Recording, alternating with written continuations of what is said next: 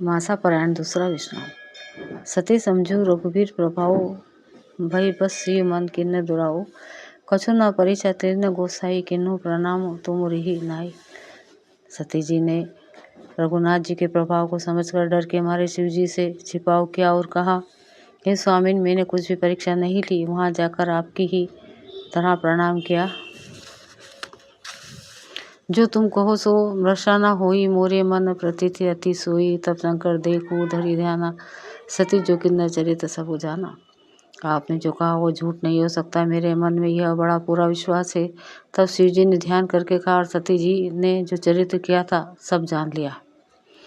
बहुरी राम यही सिरुनावा प्रीरी, सती ही जही झूठ कहा, वाहरी इच्छा भावी बलवाना, हृदय विचारत शंभु सुजाना। फिर श्री रामचंद्र की माया को सिर नभाया, ऐसे प्रेरणा करके सती के मुंह से भी झूठ कहला दिया। सुजान शिव जी ने मन में विचार किया कि हरि की इच्छा रूपी भावी प्रबल है। सती किन्नर सीता कर वेशा, सिर शिव उर भयु विषाद विशेषा। जो अब करूँ सती मन प्रीति, मिटई भक्ति पतु हुई अनीति। सती जी ने सीता जी का वेश धारण किया। यह जानकर शिव जी के हृदय में बड़ा विषाद हुआ।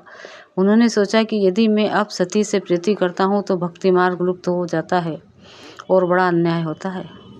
दो परम पुनित न जाई, तजी किए प्रेम बड़ा पापू। प्रगति न कहत महेशु, कछु हृदय अधिक संतापू। सती परम पवित्र है, इसलिए इन्हें छोड़ते भी नहीं बनता और प्रेम करने से बड़ा पाप है। प्रकट करके महादेव जी कुछ भी नहीं कहते, परंतु उनके हृदय में बड़ा संताप है। तम शंकर प्रभु पद टिजरु नवाया, सुमिरत राम रथै असनावा। यही तन सती ही भेंट मोहि नाही, शिव संकल्पो किन्न मन नाही। तब शिव जी ने प्रभु श्री रामचंद्र जी के चरण कमलों में सिर नवाया और श्री राम जी का स्मरण करते ही उनके मन में यह आया कि सती के इस शरीर से मेरी पत्नी रूप में भेंट नहीं हो सकती। और शिव जी ने अपने मन में यह संकल्प कर लिया। अस बिचारी शंकुरुमति धीरा, चले भवन सुमिरत रघुबीरा। चलत गगन भे गिरा सुहाई, जय महेश भली भक्ति दृढ़ाई। इस सिर बुद्धि शंकर जैसा विचार कर श्री रघुनाथ जी का स्मरण करते हुए अपने घर कैलाश को चले। चलते समय सुंदर आकाशवाणी हुई कि महेश, आपकी जय हो, आपने भक्ति की, आपकी भक्ति की अच्छी दृढ़ता की। असपन तुम बिनु करी को आना, राम भगत समरथ भगवाना। सुनी नभ गिरई सती उर सोचा, पूछा शिव ही समेत सकोचा। आपको छोड़कर दूसरा कौन ऐसी प्रतिज्ञा कर सकता। आप श्री रामचंद्र जी के भक्त हैं, सामर्थ्य हैं। और भगवान ने इस आकाशवाणी को सुनकर सती जी के मन में चिंता हुई और उन्हें सकुचाते हुए शिव जी से पूछा, किन्ने कवन पन कहूँ कृपाला, सत्य धाम प्रभु दीन दयाला। यद्यपि सती पूछा बहु भांति, तत् भी न कहीं त्रिपुर आरती। हे कृपालु, कहिए आपने कौन सी प्रतिज्ञा की है प्रभु। आप सत्य के धाम और दीन दयालु हैं। यद्यपि सती जी ने बहुत प्रकार से पूछा, परंतु त्रिपुरारी शिव जी ने कुछ न कहा। दोहा। सती हृदय अनुमान किया, सबू जनेऊ सर्वज्ञ। किन्ने कपटों में संभूषण, नारी सहज जड़ अज्ञ। सती जी के हृदय में अनुमान किया कि सर्वज्ञ शिव जी सब जान गए हैं। मैंने शिव जी से कपट किया। स्त्री स्वभाव से ही मूर्ख और बेसमझ होती है। सोरठा। जलू पाई सरिस बिकाई, देखूं प्रति की रीति भली। विलग होई रस उजाई, कपट कटाई परत पुनी। प्रीति की सुंदर रीति देखिए कि जल भी दूध के साथ मिलकर दूध के समान भाव बिकता है, परंतु फिर कपट रूपी खटाई पड़ते ही पानी अलग हो जाता है, दूध फट जाता है और स्वाद प्रेम जाता रहता है। हृदय सोचू समुझत निज करनी, चिंता अमित जई नहीं बरनी। कृपा सिंधु शिव परम आघाता, प्रगट न कहियो मोर अपराधा।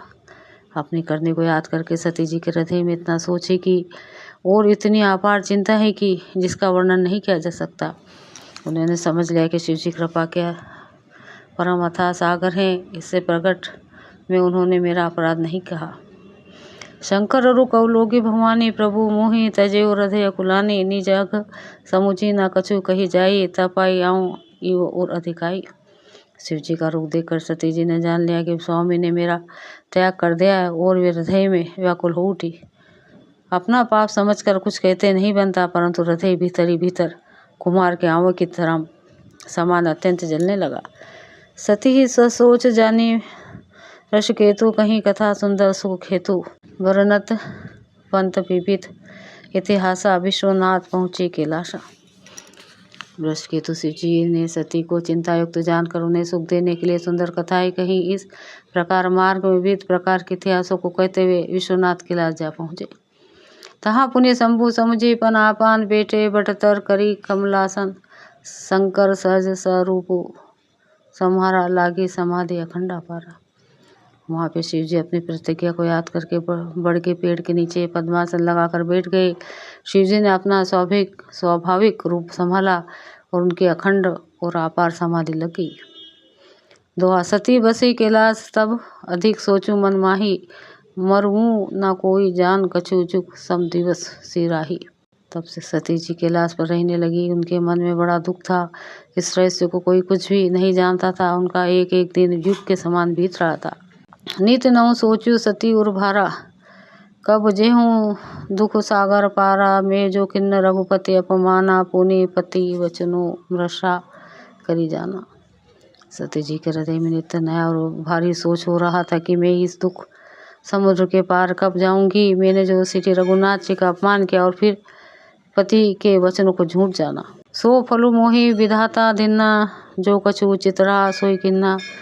अभिरी अस बुझी आ नहीं तो ही, शंकर विमुख जियावासी मोही। उसका फल विधाता ने मुझको दिया, जो उचित था वही किया। परंतु हे विधाता, अब तुझे यह उचित नहीं है जो शंकर से विमुख होने पर भी मुझे जिला रहा है। कहीं ना जाए कछु हृदय गलानी, मन माहू राम ही सुमिर सयानी। जो प्रभु दीन दयाला कहा, वारते हृदय हरन वेद जसु गावा। सती जी के हृदय में ग्लानि कुछ कही नहीं जाती। बुद्धिमती सती जी ने मन में श्री रामचंद्र जी का स्मरण किया और कहा, हे प्रभु, यदि आप दीन दयालु कहलाते हैं और वेदों ने आपका यह वश गाया है कि आप दुख को हरने वाले हैं, तो मैं विनय करूं कर जोरी। छूटू बेगी देह यह मोरी, जो मोरे शिव चरण स्नेहू। मन क्रम वचन सत्य व्रतु एहूँ। तो मैं हाथ जोड़कर विनती करती हूँ कि मेरी यह देह जल्दी छूट जाए। यदि मेरा शिव जी के चरणों में प्रेम है और मेरा यह प्रेम का व्रत मन वचन और कर्म आचरण से सत्य है। दोहा। तो सब दर्शी सुनिए प्रभु करू, सो बेगी उपाय हो मरुनु। जेहि बिनहि श्रम दूसरा विपत्ति बिहाय। तो ये सर्वदर्शी प्रभु सुनिए और शीघ्र वह उपाय कीजिए जिससे मेरा स्मरण हो और बिना ही परिश्रम यह पति परित्याग रूपी असहाय विपत्ति दूर हो जाए। यही विधि दुखित ब्रजेश कुमारी, अखतनीय दरुण दुख भारी। बीते संबद सहस 87, तजी समाधि शंभु अविनाशी। दक्ष सुता सती जी को इस प्रकार बहुत दुखित थी। उनको इतना दारुण दुख था कि जिसका वर्णन नहीं किया जा सकता। 87,000 वर्ष बीत जाने पर भी अविनाशी शिव जी ने समाधि खोली।